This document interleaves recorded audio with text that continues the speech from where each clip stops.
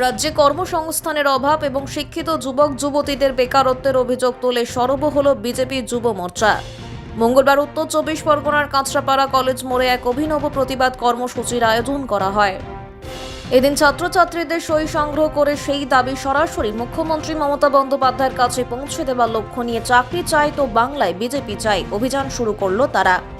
কর্মসূচির মূল বিষয়, বিজেপি যুব মোর্চার দাবি, রাজ্য জুড়ে যোগ্য প্রার্থীরা পড়াশোনা শেষ করে ঘরে বসে আছেন, কিন্তু কর্মসংস্থানের কোনো দিশা নেই। এই পরিস্থিতির প্রতিবাদেই আজকের এই কর্মসূচি। আজ কাঁচরাপাড়া কলেজের সামনে একটি বিশেষ লিফলেট লাগানো হয়। কলেজের ছাত্রছাত্রীরা তাতে সই করে নিজেদের কর্মসংস্থানের দাবি জানান। সই করা সেই কাগজগুলি একটি নির্দিষ্ট ব্যালট বক্সে জমা করা হয়। যুব মোর্চার পক্ষ থেকে জানানো হয়েছে, এই সংগৃহীত স্বাক্ষর সম্বলিত ব্যালট বক্স সরাসরি পাঠানো হবে মুখ্যমন্ত্রী মমতা বন্দ্যোপাধ্যায়ের কাছে।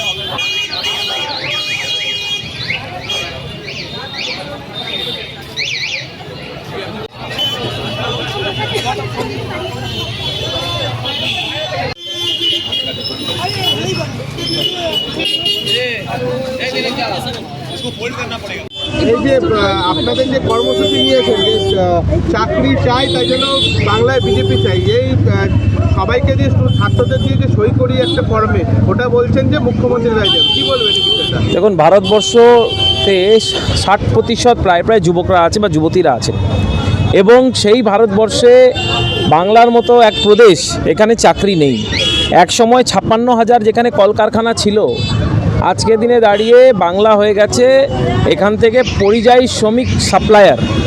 প্রতি বছর 55 থেকে 60 লক্ষ শ্রমিক বিজেপি শাসিত রাজ্যে তারা কাজের সূত্রে তারা সেখানে যায় পরিযায়ী শ্রমিক হিসাবে। এবং মমতা ব্যানার্জি 34 বছরে বাম শাসনের তোলাবাজি, তারপরে মমতা ব্যানার্জি সিপিএমের 1 নম্বর ছাত্রী, তিনি আরও বাজে পরিস্থিতিতে এই বাংলাকে নিয়ে গেছেন এবং কোনো জায়গায় আজকে দিনে দাঁড়িয়ে কোনো নিয়োগ নেই।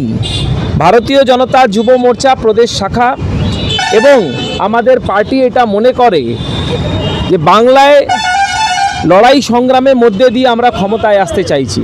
তাই আজকে নিয়োগের দাবিতে যুবক যুবতীদের কাছে আমরা যাচ্ছি। এবং আপনারা দেখলেন আপনাদের মিডিয়ার মাধ্যমে যে প্রচুর কাঁচরাপাড়া কলেজ যে কলেজের সামনে আমরা দাঁড়িয়ে আছি, মোটামুটি কলেজ মোড়ে প্রচুর ছাত্রছাত্রীরা তারা স্বেচ্ছায় এসে এই ফর্মটিকে সাইন করে মুখ্যমন্ত্রীর কাছে পাঠাতে চাইছেন।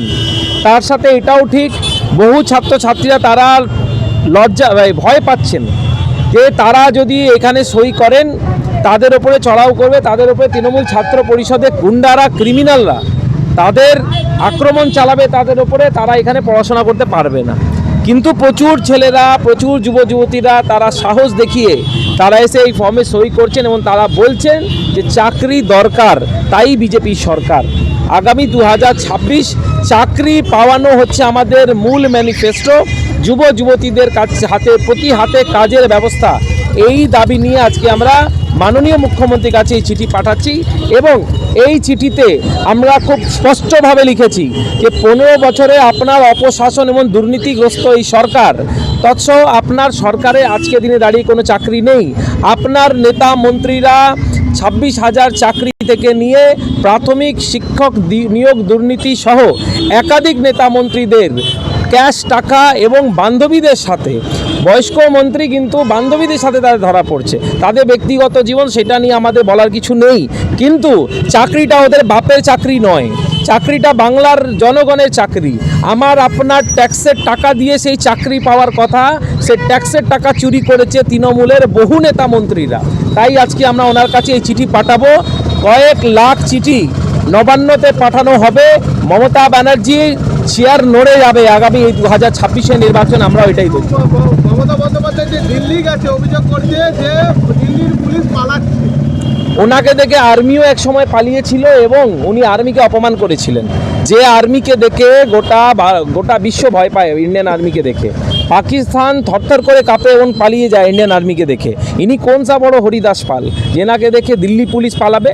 দিল্লি পুলিশ কেন্দ্র সরকার আওতায় পড়ে এবং উনি যেখানে গেছিলেন, যেই এলাকায় গেছিলেন, যে প্রদেশে গেছিলেন, সেই প্রদেশে ল অ্যান্ড অর্ডার সেখানকার পুলিশের হাতেই। উনি সংবিধানটা পড়েননি পুরো। আপনি মানে একটা প্রদেশের মুখ্যমন্ত্রীকে অশিক্ষিত বলতে খারাপ লাগে, কিন্তু আমি বলতে বাধ্য হচ্ছি উনি সংবিধান পড়েন না, উনি আইন জানেন না, অশিক্ষিত মুখ্যমন্ত্রী। তার পাশে একটা ভুয়ো সার্টিফিকেট নিয়ে ওনার ভাইপো হাঁটে, নাকি আইআইপিএম থেকে MBA করেছিল। ভুয়ো সার্টিফিকেট দিলে এই ধরনের কথাই মুখ থেকে বেরোবে। যেই প্রদেশে যাবে সেখানকারই পুলিশ থাকবে। বলছেন যে নতুন যে বাজেট এসছে সেখান থেকে কিন্তু বাংলা বঞ্চিত, কি বলছেন? বাংলাকে প্রচুর টাকা প্রত্যেকবারই নরেন্দ্র মোদী সরকার দেন এবং বাংলা বঞ্চিত হয় না, বাঙালি বঞ্চিত হয়। কারণ এখানে বাংলায় একটা দুর্নীতিগ্রস্ত সরকার আছে।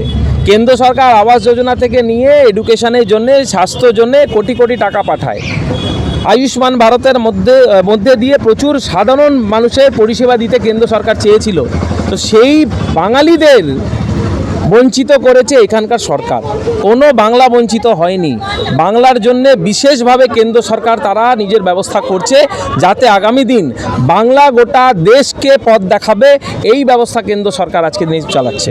কিন্তু দেখা যাচ্ছে যে তৃণমূলেরই কিছু লোক তারা বলছে দিল্লিতে এবার দিল্লি কাঁপিয়ে দেবে মুখ্যমন্ত্রী মমতা বন্দ্যোপাধ্যায়। নন্দীগ্রাম কাঁপাতে পারলেন না, দিল্লি কাঁপাবেন, জোকার একটা। আর তার পাশাপাশি আপনাদের যে দলের যিনি রয়েছে অমিত শাহজি, তিনি কিন্তু বলেছে CPM ভালো ছিল। সেক্ষেত্রে আপনারা বলছেন আবার তৃণমূলের CPM-এর বোন মমতা কি? দেখুন, উনি কোন প্রেক্ষাপটে বলেছেন আমি শুনিনি। উনি কোন প্রেক্ষাপটে বলেছেন, নিশ্চয়ই উনি দেশের গৃহমন্ত্রী। ওনার কথার উপরে কোনো কথা আমার বলার সাহস নেই। উনি দেশের গৃহমন্ত্রী, খালি আমার না, আপনারও গৃহমন্ত্রী এবং মুখ্যমন্ত্রী মমতা ব্যানার্জিরও গৃহমন্ত্রী উনি দেশের। ওনার কথার উপরে কোনো কথা বলার আমার অধিকার নেই। রাজ্যের থেকে চাকরির দরকার, বিজেপি সরকার, চাকরির দরকার, বিজেপি সরকার, চাকরির দরকার। বিজেপি সরকার।